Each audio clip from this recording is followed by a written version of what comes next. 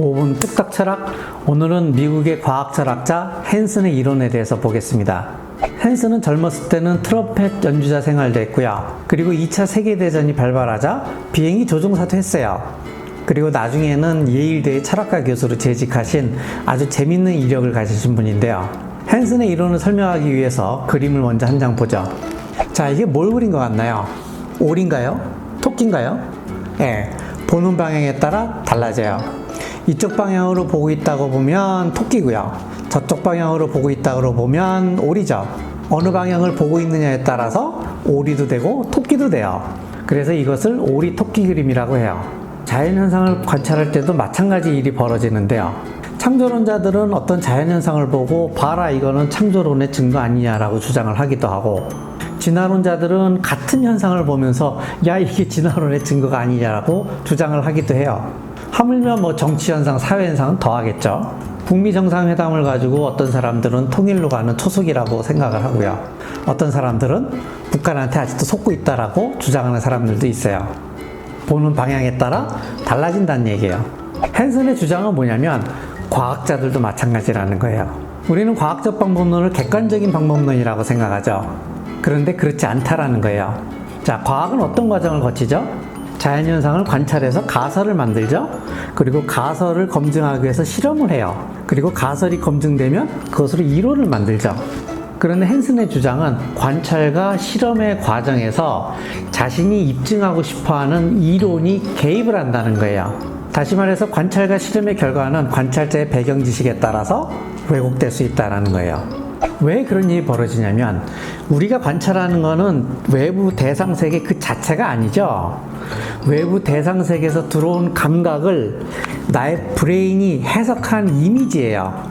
그죠? 우리는 항상 해석한 이미지를 보잖아요. 이것을 관찰의 이론 의존성, Theory Laid on Observation이라고 하는데요.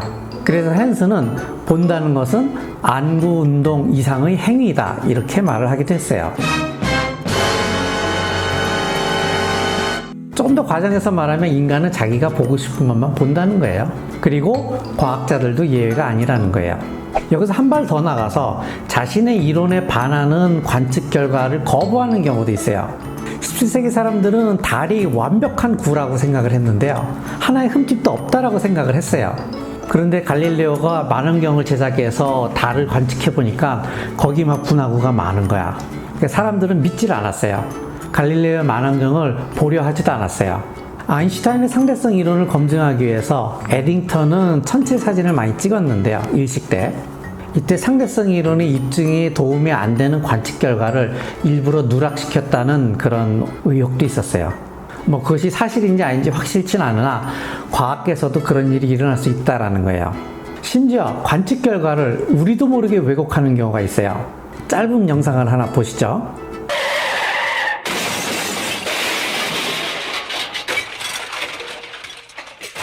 사고 영상을 다 본 10명의 사람에게 이렇게 물어봤어요. 추돌 사고에서 자동차의 속도는 얼마였던 것 같나요? 라고 물어보았다고 합시다. 이때 사람들은 대략 50km 정도였던 것 같은데 라고 대답했다고 합니다. 그런데 이번엔 같은 영상을 본 또 다른 10명에게는 이렇게 물어보았어요. 운전자가 사망한 충돌 사고에서 자동차의 속도는 얼마였던 것 같나요? 라고 물으면 사람들은 대략 한 60km 정도였던 것 같은데 라고 대답을 한다라는 거예요. 10km가 늘었죠? 왜 늘었을까요?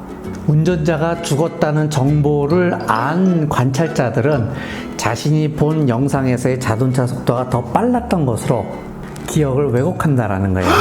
우리는 이론에 따라서 관찰 결과를 보기도 하지만 이미 본 관찰 결과를 왜곡하기도 한다라는 거예요. 놀랍죠? 결국 헨슨의 관찰의 이론 의존성 문제는 관찰의 객관성의 의문을 제기한 거고 결국은 과학의 객관성에 의문을 제시를 한 거예요. 5분 뚝딱 철학 여기서 마치겠습니다.